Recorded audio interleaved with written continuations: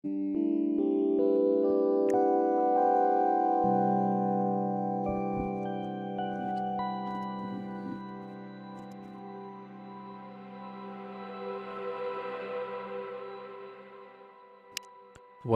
to the Medic Side Hustles podcast. I'm your host, Dr. Shubhendu Kulshreshtha, an executive coach and an emergency physician, helping clinicians like you make medicine your side hustle. If you've ever wondered how one can go from being a practicing internist to building an AI company that powers other clinicians to lead the future of healthcare, this episode's for you. In episode 13 of the Medic Side Hustles podcast, I'm joined today by Dr. Nader Abedin, a board-certified internist, McKinsey alum, and the founder of AIX Medical, a company at the intersection of clinical medicine and AI innovation. Today, we might explore things like how Nader combined medicine, strategy, and tech to create a unique career for herself, why clinicians must be a part of the AI conversation, and what it really takes to build something bold while rooted in healthcare. In the second half, I hand over the hosting to my guest and let them ask me whatever questions they'd like about coaching or non-clinical careers.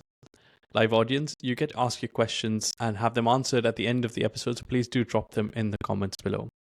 Thanks for joining me today, Nader. Excited to have you on. Thank How are you? Very excited to be here. I'm good, thank you. How are you? Yeah, good, thanks. It's really exciting. So I think AI is on the forefront of everyone's mind. And I think even despite how big AI has become already, there's so much more. We're still very early on in that wave and that curve that's coming. So I'm really excited to hear what we're going to be talking about today. And I think just to kick things off, tell everybody a little bit about yourself, how you've gone to various countries and how you've ended up where you are today. So thank you so much for hosting me today. I'm a medical doctor. I trained at the University Hospital in Aachen, a city on the border to Belgium and the Netherlands, which is where I grew up. I moved to Frankfurt for training. I did training in internal medicine. I've also subspecialty in emergency medicine, and I'm training in gastroenterology and hepatology. So I've pretty broad interest in medicine already. But I've also got interest aside that. I really enjoy traveling, as you've said. So in my medical training, I've also did some rotations in the US, in the UK, in Vietnam, in the UAE. And like in that time, I've also enjoyed traveling, getting to know people, getting to know different cultures, enjoying different foods. And then basically also, aside from that, just seeing the world around me evolving. And not only while traveling, but also the tech part of it, the political part of it, societal part of it. So these are things that were also always very important to me. And then within the last 2 years, my interest has been increasingly moving towards AI, towards digitization medicine, because obviously things are happening. It's bringing forward medicine, it's changing the way we think, the way we work. And I've just noticed myself using AI applications way more than the tools I've been using before. And they've helped me really in my daily life, personally, but also in professional life. So yeah, that's a little bit about myself. Thanks for being here and thanks for sharing that with us. Would you consider medicine to be your side hustle? That is a tough question. So I really enjoy medicine. I think you cannot go through medicine. You cannot go through that training without enjoying what you do. I really love my job. I love interacting with patients. I love that daily interaction. I love seeing results. I love the fast-paced medicine and emergency medicine and ICU, but still something was always missing. So I was missing a little bit of a bigger impact. I was missing changing something more. I was missing the things that I've been seeing changing the world around me in my daily medical life. So I wouldn't call medicine my side hustle. I would call medicine my passion and a thing that I enjoy. But right now I feel that these things that are happening aside, it's kind of my mission to bring these to the medical field, to combine the two together. Amazing. Yeah, absolutely. Medicine's clinical work is often just a small part of the ways in which we can make a bigger impact. Totally. Take me back to the first time when you maybe had this realization. You said, I need to do something more. I need to go beyond just clinical work. What was that time for you and what did you do? It was actually right when I entered medical school, honestly. So during medical school, I was always part of some projects. Like I worked in globalization and health initiative for our medical school, where we also, developed part of curriculum in global health to build educational programs there, organize I organized conferences on the digital revolution, on social entrepreneurship during medical school. And I also interned with McKinsey, where I actually noticed that being a consultant wasn't much different from being a doctor. You're also interacting with the client, and the client eventually is responsible for what you suggest, right? Yeah. Obviously, in medicine, the impact is a little different than for a company because it affects a personal life. But these are things that have been always in myself. And then when I started my training in internal medicine, somehow these things did not get enough time anymore because residency and training is just very time consuming. And it was towards the end of my residency that I realized that I really want to shift more towards that again, that I want to use that time and use the energy that I have and use also my medical knowledge to build a bridge between the two worlds. Yeah.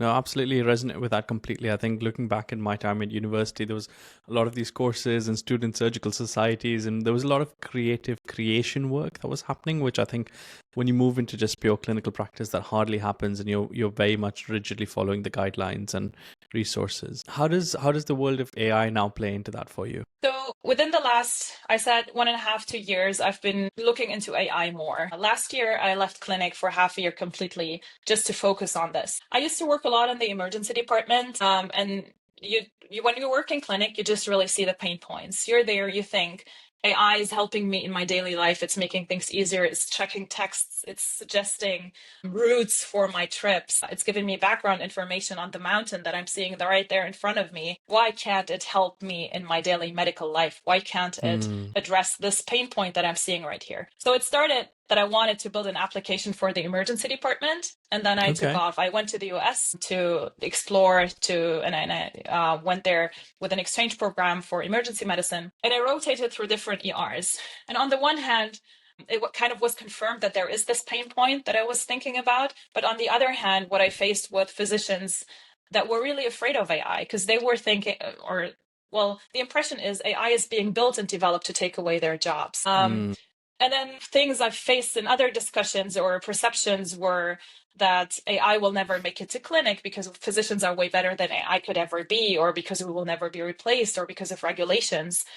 And, this made me think and made me take a step back. And I thought, I want to, before putting something new into the market, I want to understand, what does the end user think? Like, what do physicians think? What is their perception of AI?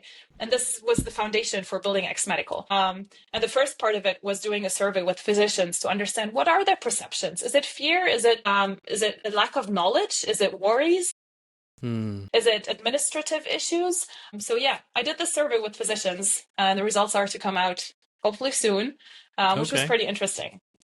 Yeah, and I guess pending the results, what's your sort of just gut feeling around the trends, or what are physicians, what are the words that physicians are using about AI? I mean, I generally consider myself an early adopter. I'm more than happy to give my data away for the benefits of the software. But what are generally what are physicians saying? I think physicians in general are very hesitant to change, if you can say that broadly.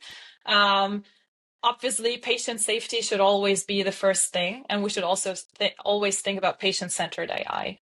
One thing that I've also learned through the last month was that many applications are developed, lots of things going on, health tech startups like growing out from everywhere, but many of them are working solely without physicians, without clinician support. And obviously this leads to kind of a lack of trust or hesitancy. So I think this is one important point. Physicians are not part of this. Which is one critical point that needs to be addressed, obviously. An interesting result of the survey was that physicians say they feel let's put it differently. 5% of physicians say they feel well informed about AI in healthcare. This is not enough. AI is changing our daily lives, it's changing our medical life. And we need to be informed. We need to know how to use these things. Everyone teaches us how to use a scalpel. Everyone teaches us how to use an endoscope. There are structured training programs for that can last long years. But AI applications, there are no structured programs yet. And we need to educate ourselves in order to apply that in a responsible and sustainable way.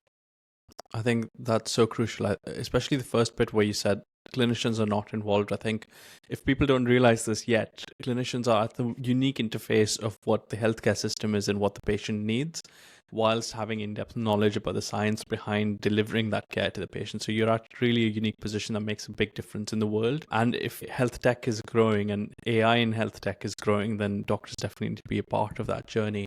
Let's change that other second statistic a little bit though. So if only 5% of doctors know about what AI really is, let's maybe for the audience of this podcast, let's try and share a little bit about what does AI actually mean, and everyone's probably just saying ChatGPT, but it goes way beyond that, doesn't it?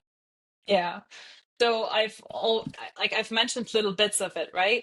AI is way more than ChatGPT, but let's start with a large language model like ChatGPT. So I was traveling last week. ChatGPT was supporting me in finding the right spots to go. It was my tour guide. Like I told ChatGPT, tell me about the place that I'm going to. While driving, I was like, tell me about the history of that place. What are specialties here? So just that little way back to the traveling part, but it's so much more. While we are talking, I'm sure there could be an AI listening to us, transcribing what we're writing. Think about how much time we spend in clinic just documenting our work. Physicians spend up to 50-60% of their time documenting, not on the patient side, which obviously does not work towards patient safety. AI can help us by making suggestions let's say AI listens to what we are saying, to the conversation between me and a patient. It will document, it will structure, it will give me a plan. It will maybe suggest something that I haven't suggested to the patient, but makes total sense just listening to the symptoms this patient presents with. Thinking about long shifts, night shifts, 24-hour shifts. At some point, the human body will be tired. AI is not tired at 3 a.m. in the morning. And even if I don't want it to make the plan for the patient or suggest what to do next, which would be an option, but it could just double check my own things. Like it could double check what I did. Was that the correct thing to do? It could flag things that are wrong, maybe prescriptions that aren't the best for this this person. So there are really tons of applications, and this just in the patient journey. And then obviously discharge letters, follow up, all these things where AI could support risk predictions. One of the things that I keep wanting, and I don't know how this is on your end, but often within the NHS, every hospital has its own set of guidelines and referral criteria, especially from the emergency department. And then you get a case and you say, oh, we've not seen this in a long time. Where do they go? Do they go to this center? Do they go to that center? What's our local guidance say now? And then you try and scour the intranet to search for the right sort of search term to get that document and see if it's valid. I think that whole journey would be so much easier with AI that could just simply answer a question for you. Yeah, and then again, the easier part is I think very important because it creates convenience. There is the convenience factor for the medical people, but then from a patient's perspective, it just increases patient safety so much. And this is something that I think is not there yet. Obviously, there are tons of barriers, right? So when we're talking about EHRs that don't interact with each other, that are not compatible with each other, these are technical issues that need to be resolved for AI to be implemented seamlessly, which is definitely a precondition for this to be also taken well. Yeah. Okay, so let's say the audience are convinced. They're like, oh, fantastic. AI is it's coming, whether we like it or not. It's going to be amazing. And it can solve some of our biggest problems that, tech's not been the issue more recently. We've moved far ahead with tech, and software's been the issue. And finally, we have some software that can actually make sense and do things for us. They're like, okay, fantastic. But how do I make the most of this? I don't know how to I don't know how to do tech. I don't know how to program. How do I actually get involved? What are some of the ways in which clinicians can get involved? Great question. This is, I think, a barrier that people see a lot, right? So AI is technical. I am not a technical person. How can I get into this? This was one of the reasons for me to build the training that is very hands-on for physicians with AIX Medical. I saw physicians don't feel well informed about AI in healthcare. We need to change something about that because they need to be part of this change. They need to be part of this revolution, of this development. And for applying AI, for understanding AI, you don't need to understand the full tech to the end of it. So I personally, just as a side note, I did an AI applied bootcamp and I learned coding, and I finished building a sort of an interface where you can upload endoscopy pictures and they will be analyzed automatically. And I would have never believed I would be able to do that 4 months ago, but I can now. And it's actually way easier Wow. than you think. If you Wait, don't want to go there. take us through that. Break that down for us. What were the phases, and did you have to learn Python? And how did you? And I've been hearing the term vibe coding recently. Was that sort of what you did? Like, how did you make this happen? So I have tried learning to code a couple of years back already. I'm doing a project in deep learning. That did not work well. So I went for a live session virtual training over 12 weeks, which was very time intensive, but pretty cool because you're in a little group. Everyone looks at each other.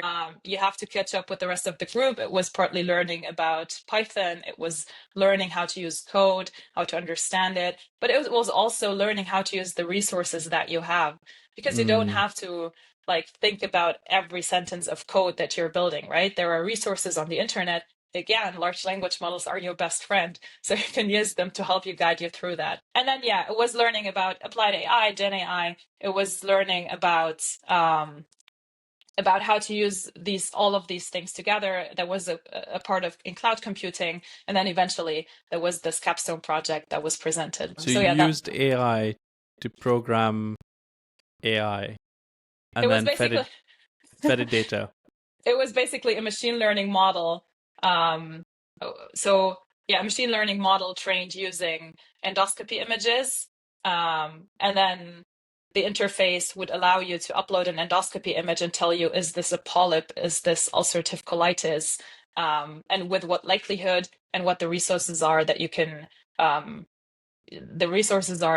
use to learn more about this. Obviously, just as an educational or training tool, but technically you could use that also in the future for further assessment. But anyway, not everybody has to take that way, right? You don't have to learn coding. But what I want to say is it's easier than you think. Anyway, going back to this, I think you have to learn about AI. You have to learn what AI means in the sense of what the possible applications of AI are, what options you have using this, what current applications are out there already, but also what risks are associated with AI, what regulations are around there that you have to be aware of, and where AI is going to take us in the future. So I think one question that always comes up is, will AI replace the doctor? And that people are very afraid of. In my opinion, I do not think so. I do believe that not using AI in the future will do more harm than using. So not using AI will do more harm than using it because of the patient safety aspect that we've talked about, with the exception that you have to know what you're doing. So just as you're using an endoscope, just as you're using a scalpel, just thinking about endoscopy training, which goes like a long way, right? So you do weeks and months of training in order to be able to do these endoscopies by yourself and master them. So think about AI as a tool that you use in your daily clinical practice that you have to learn about to master it and to apply it in a safe and sustainable way. Yeah. Very interesting. Thank you so much for sharing that with us. I've just realized on refreshing, we've had a couple of comments come through. Okay.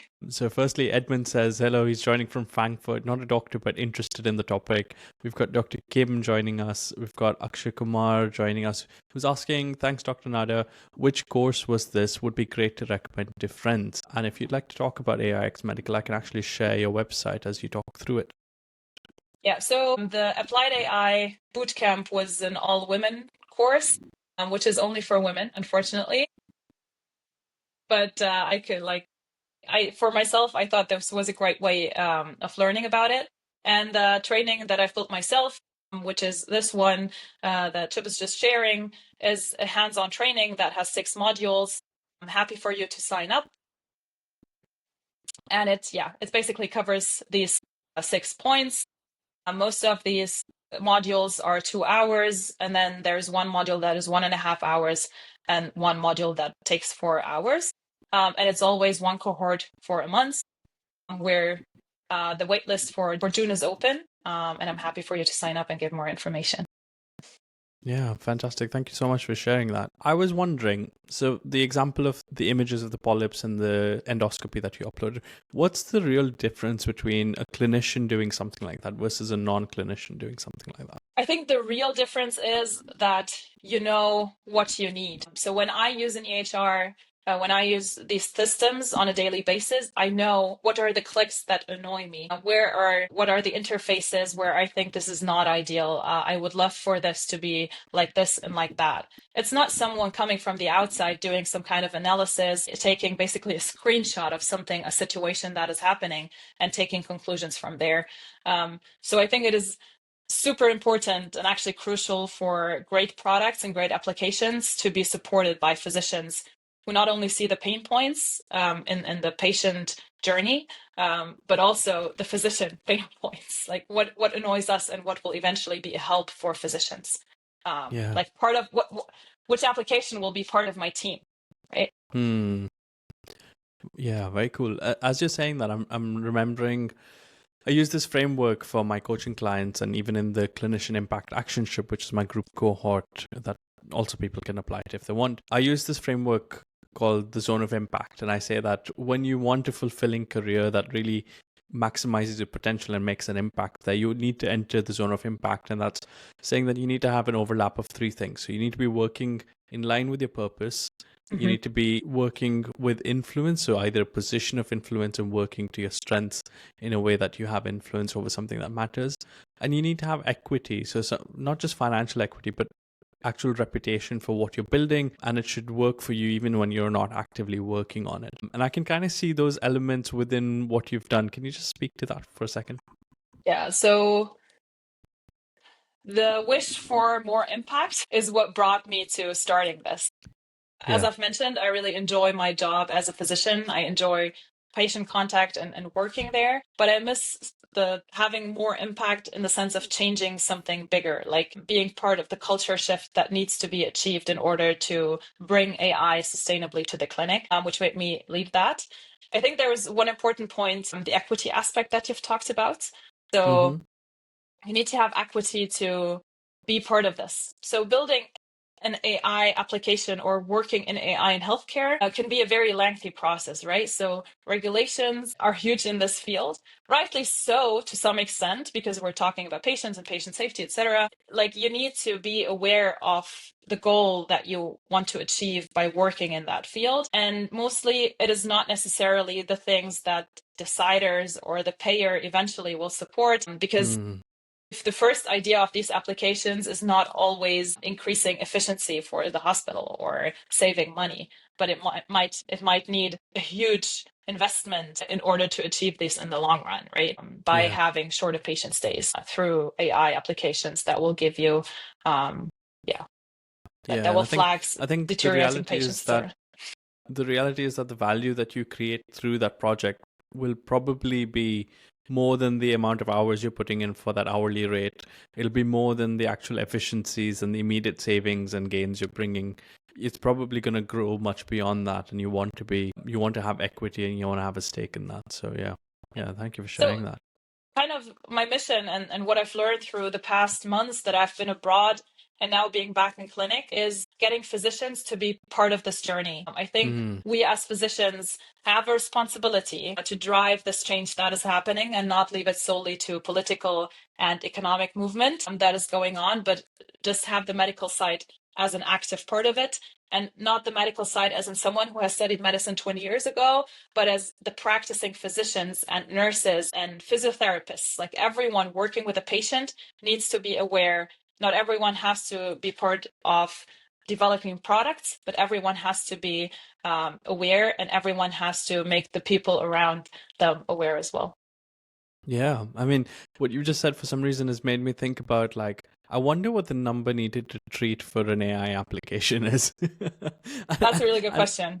And if we had like something that we knew had fantastic numbers needed to treat, like even one or two, like if it benefited everybody who used that application, we really do have a moral obligation to bring that to reality. Like if we know that a treatment will help thousands, then we have to make that happen. And I think it needs to be incorporated into clinical guidelines. And, we know it contributes to patient safety. It contributes to staff well-being and prevention of burnout. We know it improves and acts as a safety net for staff. I mean, just simple things as like In the emergency department in the UK, you have specific guidance, as in most other countries as well, about who can drive and who can't drive after specific medical conditions. And it's a very complicated thing to try and figure out. You end up having to open this massive PDF document every time and trying to work through it. And then there's gray zones and you try and figure that out. But, imagine if AI was making a recommendation on a validated app for you, and it just makes life so much easier, and it protects you, it protects the patients, it protects the population. And I think there's a moral obligation to try and bring such things to reality.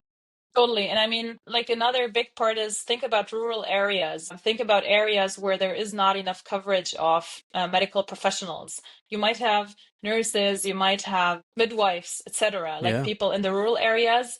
Now imagine they have support by an AI for more advanced medical questions where people do not have to wait for weeks and months to get to a specialist somewhere 2 or 3 hours away. Just having someone with some sort of training and understanding of medicine who can use an AI to help more people locally. Yeah. Like, I think the number needed to treat would be 1 at that point. Right. And I don't know about you, Nada, but my impression is that there is a massive shift and change in healthcare taking place as we speak, and probably already has. I think a lot of people are scared of AI taking away their jobs because they define their jobs by the knowledge and information that they have and they hold and they share with their patients. But we're not in an information age anymore. Information is widely available and reliably available. I think the role of the doctor and the clinician is very rapidly changing, and we've got to keep up with it. I think AI is just one of the examples in which that's happening, and we're all kind of scrambling to figure out, like, what actually is our value? Where does our value lie if it's not in our degrees, if it's not in the information, if it's not in the things that we're actually studying and like spitting back out? Of course, there's surgeons who do procedures, and then there's a whole fear of like robotic surgery and AI robotic surgery and all of that as well. But what's your take on this? Yeah, so I've said before, I don't believe AI will replace doctors. What I do think is that it will definitely give us time for the personal interaction. It is changing the way we're practicing, right? So patients used to come, because we're not in this alone. Like, it's the whole patient journey as well. A patient come and tell me they've discussed with ChatGPT about their disease and treatment course. And earlier they would come and say they've Googled something. So I, as a physician, also have to know, what does it mean if someone discussed with ChatGPT? Can I guide them and tell them how to do that in a better way, maybe, so it makes more sense in the medical way? It definitely will change the way we practice. It's not about all the information that we learn anymore. It is also part of all the information we learn. It's just that the amount of information that we would have, that we're consuming daily anyway, but also the medical field that is evolving extremely rapidly, we cannot keep up with that anymore. And why not use the resources that are given to us? Like, we're getting more specialized every day by our experiences, and we cannot know about everything. But having AI support, for example, AI support that will guide me and tell me that the patient is coming now because of a specific disease or because of a specific symptom. But this might relate actually to his other precondition that I was not considering, but just putting this all together because it can synthesize. That's amazing. So we should think about AI as an ally and make it work for us. Yeah, absolutely. And speaking of work, I'm going to do a quick pause because I like to gift my podcast guests a free ad spot in a future podcast episode. Audience will often know exactly who it's coming from. This week's spot is for Dr. Stuart Foster, who's the co-founder of monetary.co.uk. He wants to say, are you a busy healthcare worker? Do you have the time to search the net to find everything you need to improve your personal and professional life? Monetary.co.uk is here to help. Monetary was designed by 2 doctors to make your life easier, from paid research to job opportunities all over the world. From financial services for medics to support your side hustle, monetary.co.uk has everything you need all under one roof, and it's completely free. So that's monitreE.co.uk, monetary.co.uk. It's a fantastic website. I host a lot of my services through there as well. So for anyone who wants to check it out, that would be fantastic. Yeah. Have you been on Monetary by any chance, Nada? I have not yet. It's a great resource. Have a look. And I think Stuart's journey is quite interesting as well for anybody who wants to go back. I think it was episode 2 or 3, very early on. And in fact, the idea of this podcast was very much inspired by Stuart as well. So that's a fantastic person to listen to. Awesome. So I guess to the clinicians listening to this, they've now got a couple of options. What's something that they can start doing today that'll get them started on this journey? I say, try at least 1 to 2 different AI applications every week. Experiment. If you want to just stick to a large language model, try to experiment, use it for different things. And then, just try using one after one to learn more about it, to get a feeling about what works, what doesn't work. Try reading a bit about these things that are coming up. There are also great newsletters that summarize things, either by journals if you're more on the scientific side, or even by people on LinkedIn summarizing this. And if you want to learn more about AI, also happy for you to join the AIX Medical training, obviously. And always very happy to just exchange ideas. But I think get started, try at least one AI application every week and do experiment. Nothing can go wrong. You can just interact. Wow. Fantastic. I think that's a fantastic recommendation, and I don't think there's much else we can help our audience do beyond that in terms of taking action today, just really getting started and getting stuck in. And I'm sure if anybody wants to reach out, they can connect with you on LinkedIn as well. Dr. Nada Abedin is how your name comes up. Yeah, I think with that, shall we swap? And I want to hand over the mic to you to ask me any sort of questions that you might have. And I might just ask our audience to put in any of the questions, so towards the end we can collect them and see how best we can answer them. So first of all, thanks for hosting me, Shub. Pleasure. It's really cool. I'm seeing also fellow physicians working on different projects aside of their clinical practice, which I believe you also are still in clinic, right? Yes. 2 days and a you're week. also, how many? 2 days a week, plus some weekends and night shifts. And you work in emergency medicine as well. Correct, yeah. Which is also the really rapid and fast environment, right? Yeah. And what I see, apart from hosting this podcast, which you said, the idea came up quite early, but I think you're also doing some other stuff, right? So you started with coaching, I think, and now you have some webinars coming up. Yeah. What are these about? Yeah, absolutely. So there's a couple of things. I guess the core really is that I want to help clinicians bring their ideas to life. The belief is that medicine and clinical work is only a part of the way in which you make an impact in the world. And there's often more ideas, and we all want to really fulfill our potential and bring those ideas to life. So I want to help them do that, and ideally also help them reap the benefits of what that means for their career, giving them back some control and flexibility in their life. And hence my tagline of making medicine your side hustle. So I do that through a couple of ways. This podcast serves as a way of inspiring people, exposing them to a couple of frameworks and learning what all is out there. I have a newsletter called the Impactful Clinician newsletter, which people can find on my website and subscribe through there. But I often send out a couple of reflections and some frameworks through there. And then I have now started to do a couple of webinars. So I've got the next one coming up on the 20th of May. It's called the 5 Secrets to High Impact Non-Clinical Careers. So what are some of the key things that they need to try and understand and figure out if they are going to take on this journey of a non-clinical career? I guess all of this they can kind of find through my website, which is www.coachwithshub.com. There's a webinar tab. There's a quiz they can take as well to figure out how close are they. So I'm really trying my best to just put everything all together so that they can see where they are, what's missing, what do they need to do next to actually make medicine their side hustle and really bring their impact to life. So yeah, in a nutshell, that's what's happening. That's cool. I think you said something really nice in the beginning. Like you mentioned something about bringing the two worlds together. Which is also kind of what I'm trying to, what I'm planning to do, right? Is just bringing the tech world that seems so far from the clinical world, where everyone is confused when you're saying you're into this, into the medical world, not only to bridge, but to merge the two, to create more interaction.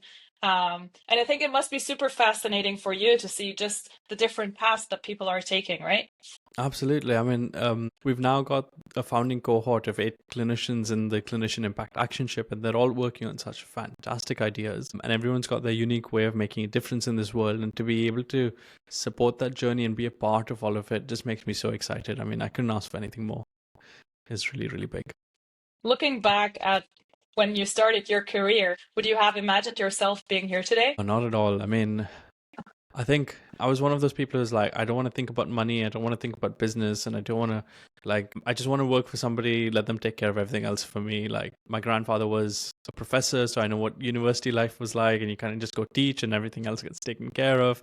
And I was hoping that medicine might turn out that way for me. But, now here I am. And I think a huge aspect of me wanting to do this on my own is the fact that it is a business and that involves money, but also a huge revelation around what money actually means. I think I used to think it was sort of a bit of a dirty term to like sell and make money, but in reality, it is literally an exchange of value. That's what it is. So if you've created something valuable and people are willing to invest their version of value in it, which can either be time, which can be energy, which can be, banknotes, their money, literally, which is surrogate for their time and energy in other places, then that's really the exchange of value. And so if you've made something that's worth selling and that's worth people investing their money or their time and their energy into, then you've made something valuable. So that's completely shifted my perspective of what that means. And yeah, it's made me really excited to create valuable things in the world.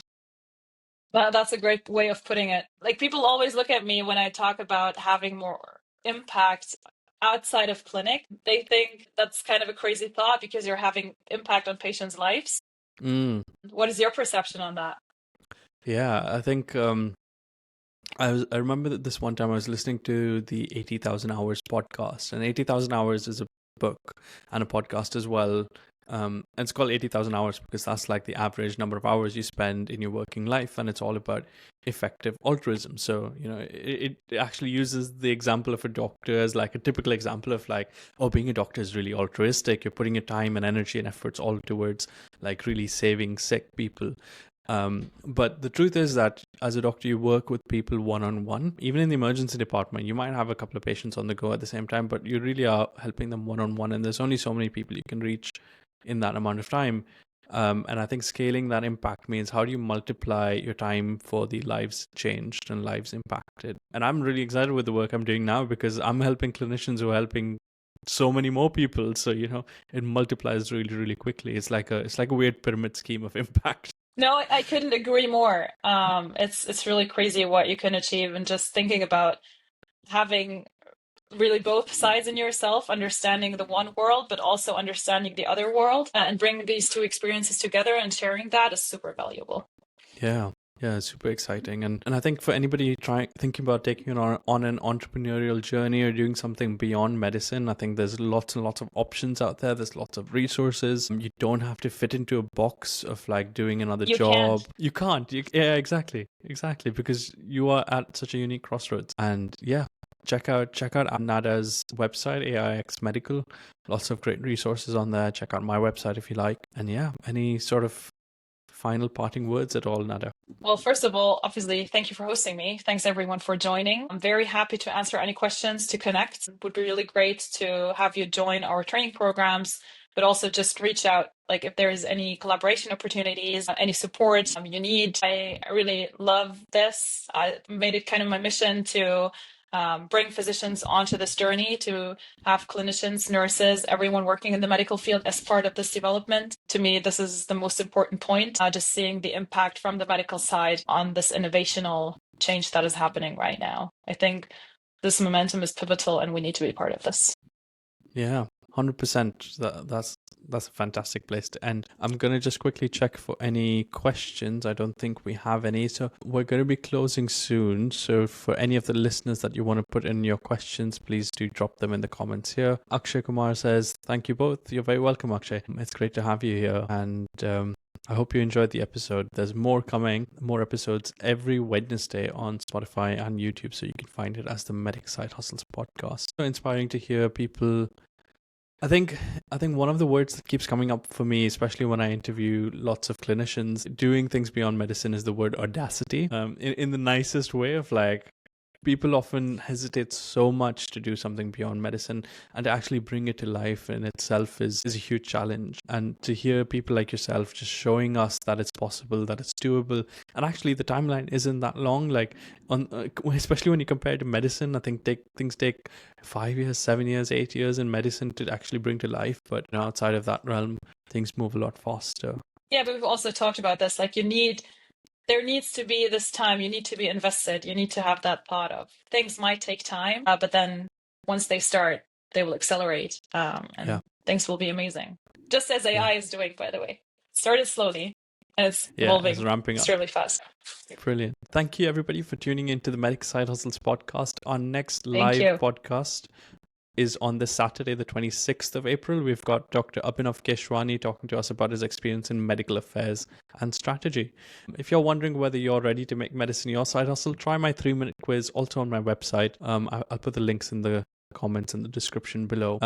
I hope the conversation sparked some ideas and inspired you to think bigger about your career and your impact. Until next time, stay curious, keep solving big problems, and remember, you have the power to create something extraordinary. See you soon. Thank you. Bye.